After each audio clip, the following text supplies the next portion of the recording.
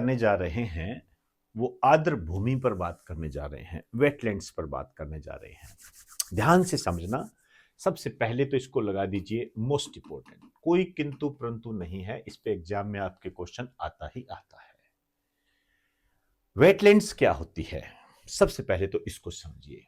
देखिए मैं एक डायग्राम बना रहा हूं, उसी से आप समझ जाना। ये स्थल है, मतलब भूमि।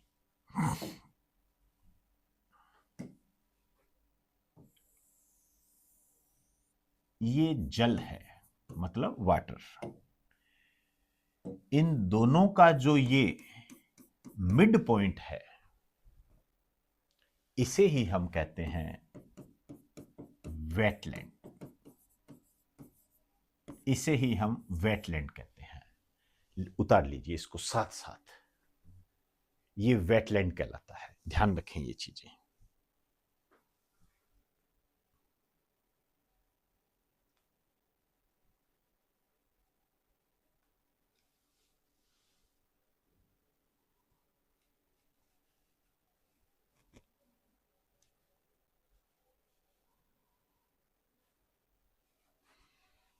आइए, अब आप वेटलैंड है तो इसको किस रूप में देखते हो आप? आपको ऐसा लगेगा कि ये कोई नमय भूमि है। नमय भूमि मतलब एक तरीके से आसान भाषा में कहो तो गीली भूमि है। मतलब इसमें क्या गुण है? इसमें वो गुण है कि इसमें यदि आप पानी को डालोगे तो वो पानी सूख जाएगा। मतलब वो मिट्टी उस पानी को सोख लेगी। अब यदि वो मिट्टी उस पानी को सोख लेगी, इसका मतलब इसके दो यूज हो गए जो महत्वपूर्ण। एक तो ये कि यदि मिट्टी के अंदर पानी चला गया तो अंडरग्राउंड वाटर बढ़ेगा, और जब वो मिट्टी की विभिन्न परतों से नीचे जाएगा तो फिर वो छना हुआ होगा, मतलब शुद्ध पानी होगा, साफ पानी होगा। तो एक तो ये जो आर्द्र भूमियां होती है, ये स्पंज की भांति काम करती है, जो कि पानी को शुद्ध करती है। दूसरा,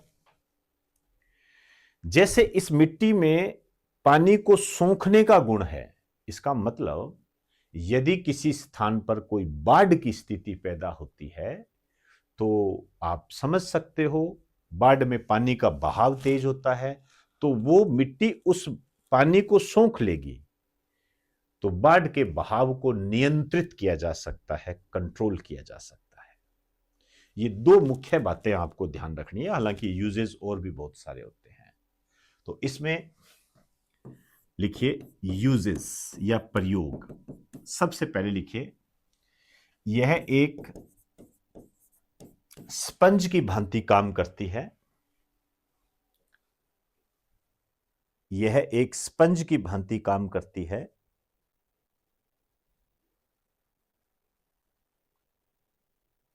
जो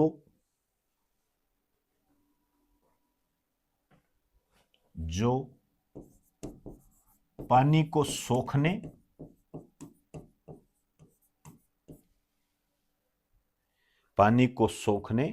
व शुद्ध करने में, पानी को सोखने व शुद्ध करने में महत्वपूर्ण है।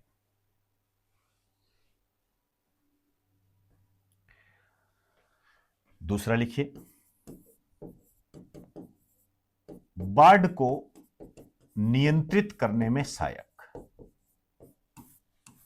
बाढ़ को नियंत्रित करने में सहायक, तो बाढ़ को नियंत्रित करने में यह सहायक है। आइए, अब इस संबंध में कौन सी संस्था काम कर रही है, आ जाइए। संबंधित संस्था,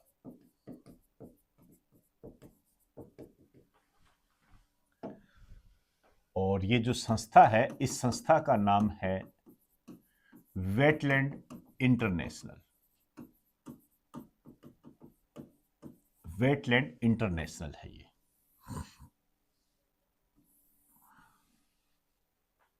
ठीक है ना, वेटलैंड इंटरनेशनल।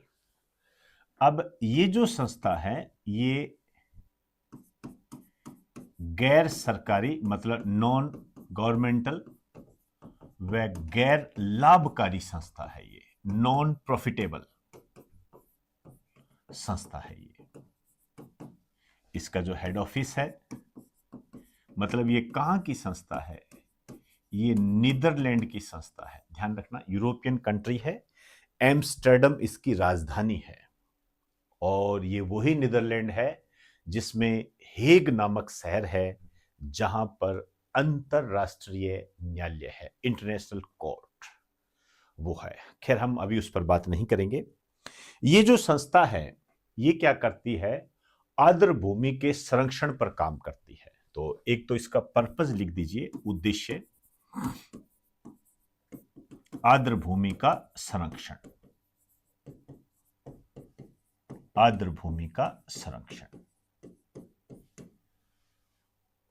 आर्द्र भूमि के संरक्षण पर काम करती है। नेक्स्ट आ जाइए, लिखिए या ऐसे कर दो, इसके नीचे लिखो, इस उद्देश्य को पूरा करने के लिए, मतलब आर्द्र भूमि के संरक्षण के लिए, इस उद्देश्य को पूरा करने के लिए यह संस्था एक लिस्ट जारी करती है, सूची। यह संस्था एक लिस्ट जारी करती है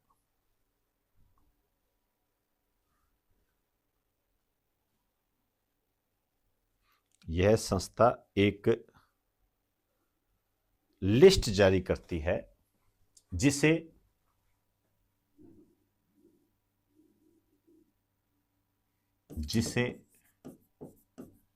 रामसर साइट्स कहते हैं,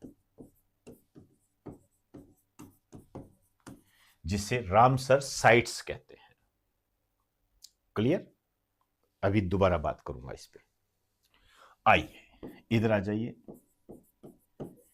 कैसे आया रामसर साइट्स, बहुत ध्यान रखना आपने, कैसे आया आपके सामने रामसर साइट्स आया कैसे। तो एक सम्मेलन हुआ था, कन्वेंशन कह सकते हो आपको इंग्लिश में, इस पे कन्वेंशन।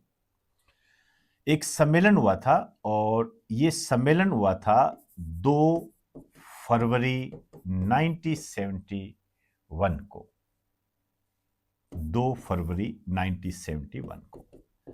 इसी कारण से 2 फरवरी को मनाया जाता है world wetland day, world wetland day मनाया जाता है। ये ध्यान रखना, वर्ल्ड वेटलैंड डे मनाया जाता है। ये इसको लिख दीजिए, ये बहुत महत्वपूर्ण है। विश्व आर्द्र भूमि संरक्षण दिवस या विश्व आर्द्र भूमि दिवस।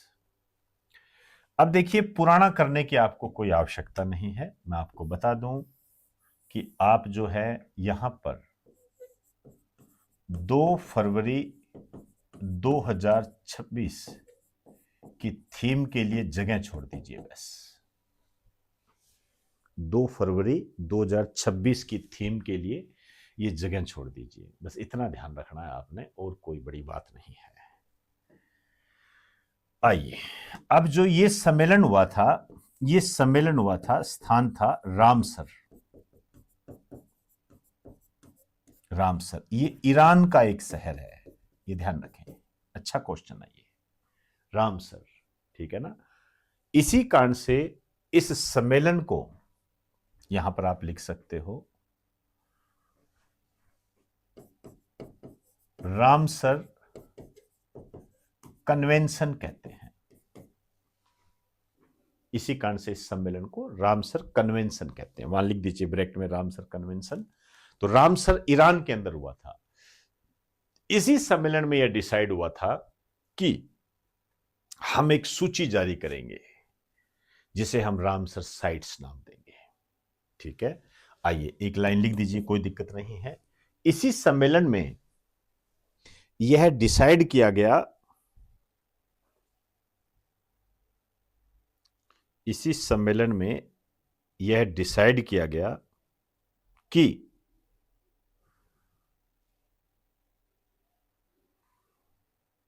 आर्द्र भूमि के संरक्षण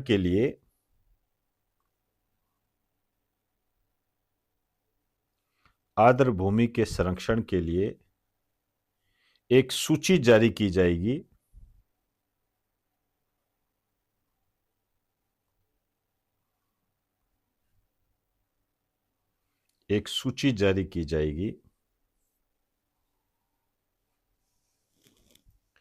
जिसे रामसर साइट्स कहा जाएगा,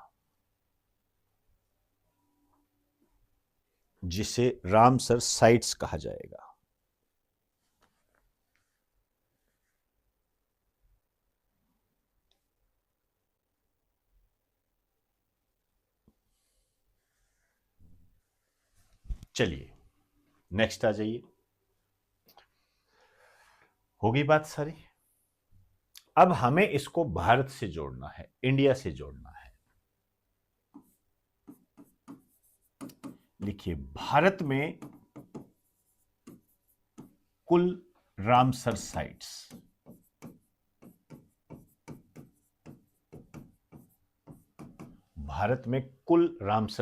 या आप कह सकते हो आर्द्र भूमि स्थल, ये है आपके 96। लेकिन आपको यहां विशेष रूप से ध्यान देना है, इसके आगे लिख दीजिए जनवरी 2026 की अंतिम स्थिति। मतलब जो मैं आज आपको पढ़ा रहा हूं, बस वहां तक मैं बात करूंगा। हो सकता है कल को कोई नई चीज आ जाए।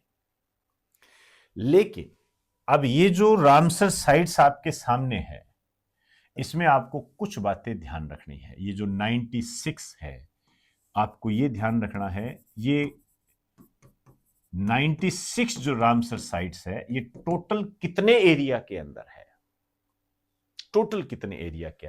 ये बातें आपको पता होनी चाहिए। ये जो है, आप मान के चलो लगभग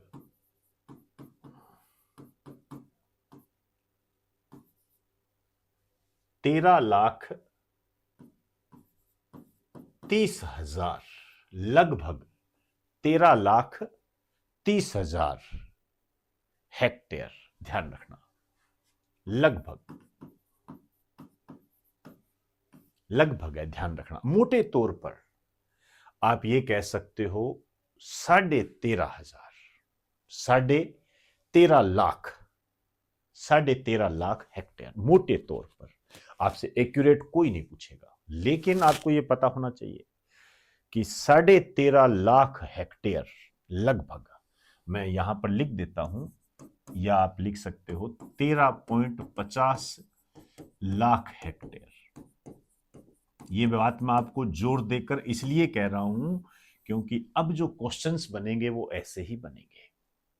भारत का जो क्षेत्रफल है, जो एरिया है, उसमें लगभग 13.5 लाख हेक्टेयर पर रामसर साइट्स है। 13.5 लाख। शायद मेरी बात आप समझ गए होंगे। चले आइए, अब आप देखिए भारत जो है रामसर साइट्स में कब शामिल हुआ था, क्योंकि रामसर साइट्स तो 1971 की बात है। लिखिए, भारत रामसर साइट्स में 1982 में शामिल हुआ। टिक कर लीजिए, बेहतरीन क्वेश्चन है कि भारत कब शामिल हुआ था। भारत 1982 में शामिल हुआ था। ध्यान रखें ये चीजें।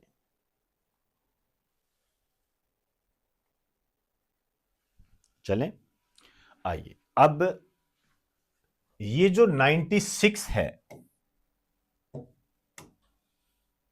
ये जो आप 96 देख रहे हो, इसमें 1982 से 2013 तक 26 स्थल शामिल हुए थे।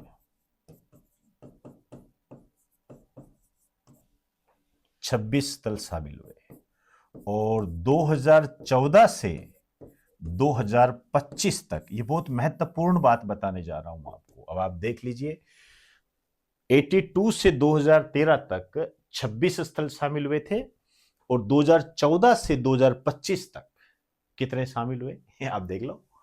96 को 26 से घटा दो, 0 और 70 हो गए, ठीक है ना। 70 स्थल शामिल हो गए। मोदी जी की जय हो। समझ गए बात को। ये बहुत बड़ा आपके लिए एक अच्छा क्वेश्चन है। ध्यान नहीं जाता है लोगों का, यहां पर स्टूडेंट का ध्यान नहीं जाएगा। इतने सालों में तो 26 स्थल शामिल हुए, और 2014 से 2025 तक जब मोदी सरकार आई थी उसके बाद ये इतने स्थल शामिल हुए हैं। आइए अब इसमें सबसे ज्यादा कब शामिल हुए? सबसे ज्यादा शामिल हुए थे 22 स्थल, ठीक है ना, और ये शामिल हुए थे 2022 में। सबसे ज्यादा स्थल जो ये शामिल हुए थे, 22 नहीं है, 2022 में शामिल हुए थे, लेकिन यहां पर आप इसको 28 कर लीजिए। मतलब वर्ष 2022 एक ऐसा वर्ष था जिसमें सबसे ज्यादा स्थल शामिल हुए थे, वो था 2022। शायद मेरी बात आप समझ गए होंगे। क्लियर? आइए अब ये बात आती है, यहां पर आ जाइए नई लाइन से। सबसे ज्यादा रामसर साइट्स या आर्द्र भूमि स्थल, ये आपके एक बार एग्जाम में आया हुआ है, ध्यान रखना, लेकिन उस समय उसका आंसर अलग था, अब इसका आंसर अलग है। सबसे ज्यादा रामसर साइट्स है तमिलनाडु के अंदर है। सबसे ज्यादा रामसर साइट्स ये तमिलनाडु के अंदर है, ध्यान रखें ये सबसे ज्यादा, और ये है 20। दूसरे नंबर पर जो स्टेट है ये है आपका यूपी। यूपी के अंदर है, उत्तर प्रदेश। जब ये क्वेश्चन आया था कि सबसे ज्यादा रामसर साइट्स किस राज्य के अंदर है, उस समय इसका आंसर यूपी था, ठीक है ना। तो पुराने क्वेश्चन पेपर यदि आप सॉल्व कर रहे हो तो वो आंसर अब बदल चुका है, और यूपी में जो है आप अभी बहुत आधे हो गए हैं, 10। नेक्स्ट आ जाइए। नेक्स्ट लिखिए, यहां पे लिखो सबसे भारत का सबसे बड़ा रामसर साइट्स। सबसे बड़ा रामसर साइट्स भारत का, ध्यान रखना। सबसे बड़ा जो रामसर साइट्स है ये है आपका सुंदरबन का डेल्टा।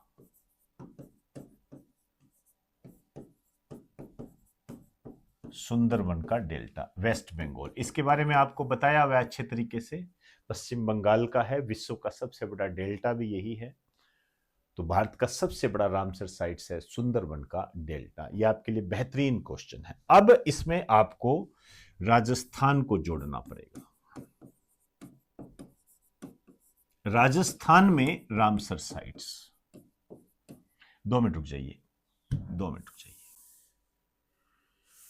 देखो कुछ चीजें ऐसी होती है, जैसे 96 रामसर साइट्स है,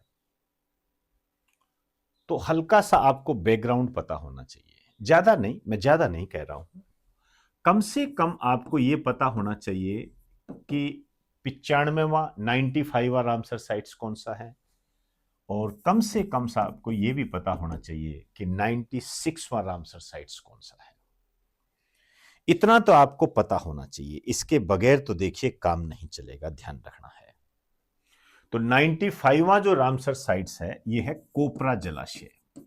मैं ये नहीं कह रहा कई जगह आपको इस कोपरा जलाशय को ही 96वां बता दिया जाएगा, कई जगह मिल जाएगा आपको। तो इस तरीके से तो क्वेश्चन नहीं बनेगा कि 96वां कौन सा है, बने तो आपके सामने है। ये छत्तीसगढ़ का है, बिलासपुर के अंदर। और जो 96वां जिसके लिए हम कह रहे हैं वो है आपका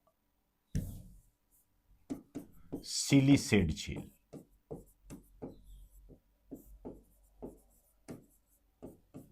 अलवर, राजस्थान। मैंने जानबूझकर इसको अलग लिया है ताकि आप इसको इंडिया लेवल पर भी समझ सकें।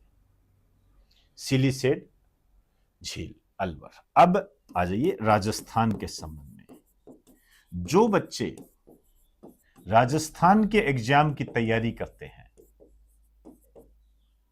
उनके लिए ये मोस्ट टू मोस्ट इंपॉर्टेंट है, ध्यान रखना। मैं बार बार कह रहा हूं और मैंने कई बार इसके बारे में बता भी दिया है ताकि आप लोग समझ जाओ।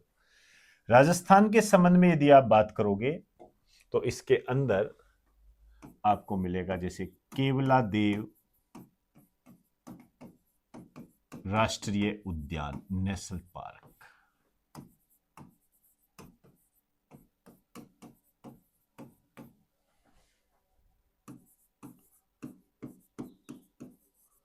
सांभर झील,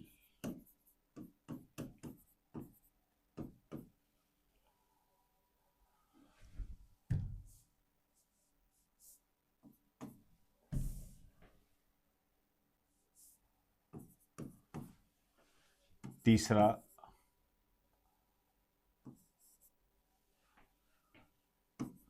मेनार पक्षी गांव, चौथा खिंचन। ये खिंचन जो है ये फ्लोदी के अंदर है, और जो मेनार पक्षी गांव है ये उदयपुर के अंदर है। सांभर झील जयपुर के अंदर है, ये आप जानते हो भरतपुर के अंदर है। ये फ्लोदी हो ही गया। ये जो दोनों शामिल किए गए थे ये ध्यान रखना, ये 2000, हाँ मैं इकट्ठा ही लिखा दूंगा आपको। पांचवा है सिलीसेट झील अलवर। इन सबको जो शामिल किया गया था ये 2025 के अंदर शामिल किया गया था। ये ध्यान रखें, ये चीजें ये मोस्ट इंपॉर्टेंट है आपके एग्जाम की दृष्टि से, इसमें कोई किंतु परंतु नहीं है, ध्यान रखें ये चीजें।